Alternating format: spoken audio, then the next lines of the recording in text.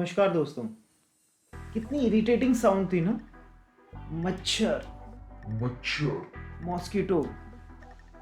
दुनिया भर में पाया जाता है ये मॉस्किटो, छोटा सा इंसेक्ट, और कई बीमारियों की वजह से आपकी जान भी ले सकता है। ये आपको बीमार ही नहीं, बहुत बीमार बना सकता है। तो चलिए आज हम मच्छरों के बारे में, उनसे होने वाली बीमारियों और मच्छरों से बचाव के बारे में जानेंगे।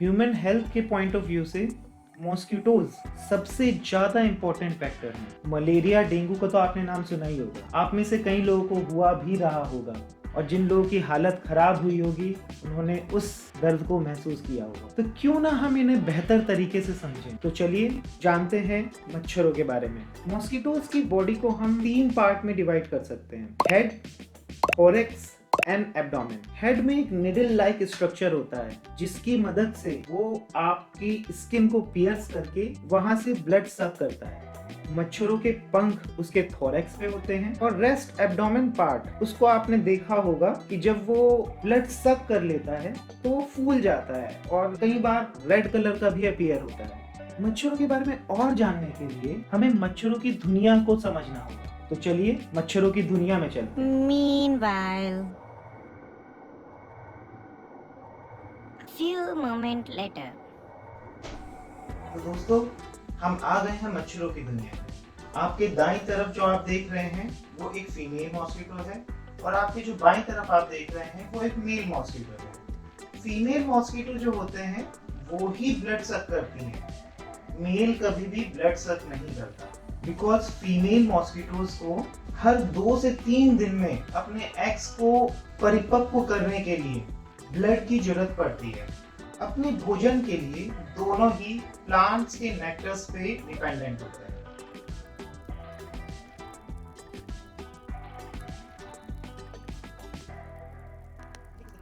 देखिए किस तरीके से इस मॉस्किटो ने अपना प्रोबोसिस घुसाकर ब्लड को सक किया।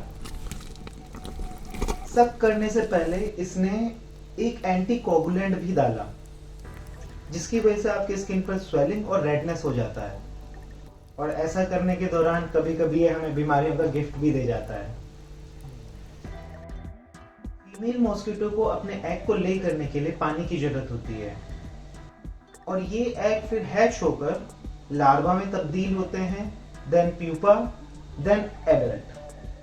एडीज मॉस्किटो तो थोड़े से पानी में भी, फ्रेश वाटर में, बारिश के जमा हुए पानी में, जैसे कि आपके आसपास टायर हो गए, टायरों में पानी जमा हो जाता है, और कूलर वगैरह में जमा हुआ पानी, इनमें भी डेवलप हो जाता है। क्यूलेक्स मॉस्किटो ओपन डिचेस और सेसपूल्स में डेवलप होता है। मैंसोनिया एक्वेटिक प्लांट्स से अटैच होकर रहता है। मॉस्किटोज अपनी प्रजाति के अनुसार एक निश्चित पोजीशन में ही बैठते हैं, जिससे आप इन्हें पहचान सकते हैं।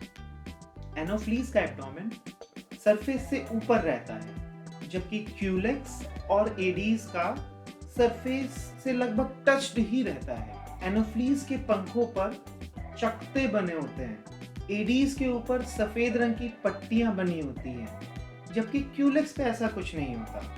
एडीज ज्यादातर दिन में और एनोफ्लीज और क्यूलेक्स रात में काटते हैं। ये इनकी फीडिंग हैबिट्स हैं। एडीज यूजुअली 100 मीटर तक उड़ता है, और ज्यादा से ज्यादा 400 मीटर तक, जबकि क्यूलेक्स 11 किलोमीटर तक भी उड़ सकता है। एडीज एक बहुत ही नोटोरियस मॉस्किटो है। ये दौड़ा दौड़ा करके काटता है। मेरा कहने का मतलब ये है कि इसका पेट हमारे खून से एक बार में नहीं भरता, इसलिए बार बार काटता है, जिससे हमें बार बार परेशान करता है। क्योंकि बच्चे ज्यादातर दिन में खेलने के लिए निकलते हैं, रात में कम निकलते हैं, इसलिए एडीज से होने वाली बीमारी, डेंगू का खतरा बच्चों में बना रहता है। ऑल्दो मच्छरों से होने वाली बीमारियां किसी भी एज ग्रुप में हो सकती हैं। तो चलिए अब हम चलते हैं वापस अपनी दुनिया में। Hello, welcome back to our world. चलिए अब जान लेते हैं मॉस्किटो से होने वाली बीमारियों के नाम। कौन कौन सी प्रजातियां कौन कौन सी बीमारियां फैलाती हैं।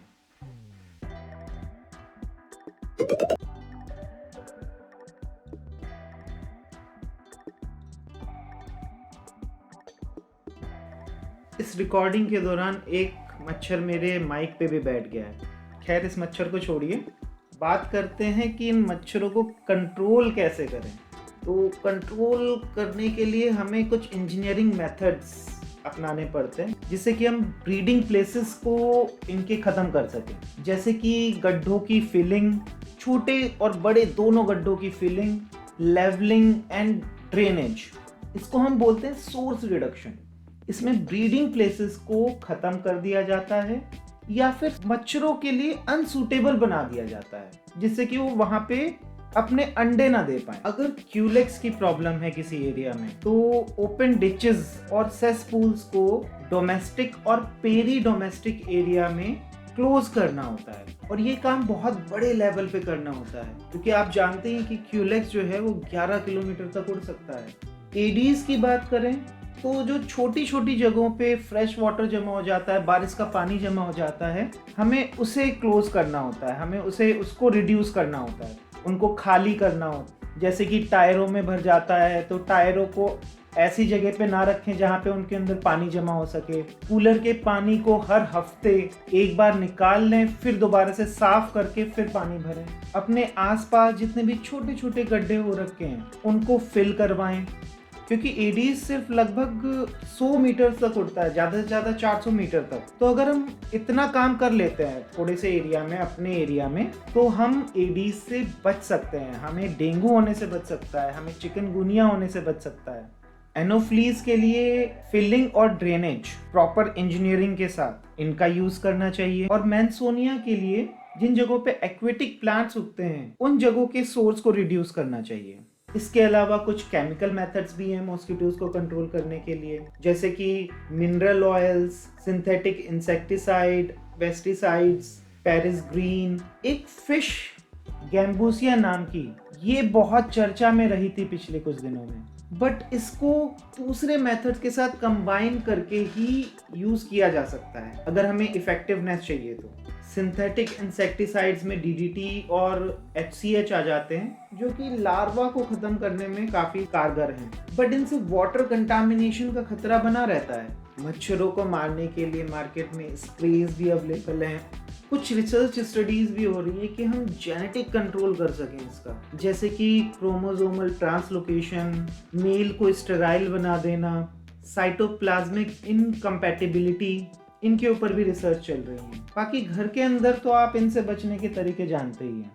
आप ऑल आउट, गुड नाइट ये सब यूज़ करते ही होंगे। कुछ लोग मॉस्किटो नेट भी यूज़ करते होंगे। अच्छा, मॉस्किटो नेट में एक खास बात है, इसके पोर साइज का खेल है सारा का सारा, तो कोई भी पुराना नेट नहीं यूज़ करना होता है। दूसरा, पोर्स का साइज 0.0475 के लगभग होना चाहिए।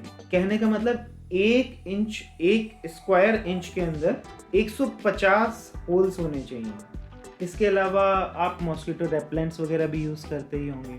मॉस्किटोज को कंट्रोल कर पाना, मैं तो कहूँगा किसी भी आर्थ्रोपोड को, इंसेक्ट आर्थ्रोपोड, बहुत ही मुश्किल होता है। इवन इसको नामुमकिन भी कहा जा सकता है। दुनिया भर में आर्थ्रोपोड्स फैले हुए हैं। कुछ लोग तो ये तक बोलते हैं कि दुनिया तबाह हो जाएगी, लेकिन आर्थ्रोपोड्स नहीं मरेंगे। सारे जीव मर जाएंगे बट आर्थ्रोपोड्स नहीं मरेंगे। बट मच्छरों को समझने के बाद इतनी सारी जानकारी आपको मिल चुकी है अब, तो आप, मुझे लगता है कि काफ़ी हद तक मच्छरों पे कंट्रोल पा पाएंगे।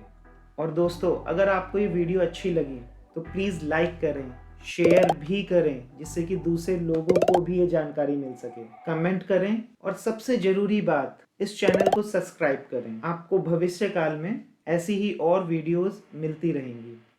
धन्यवाद।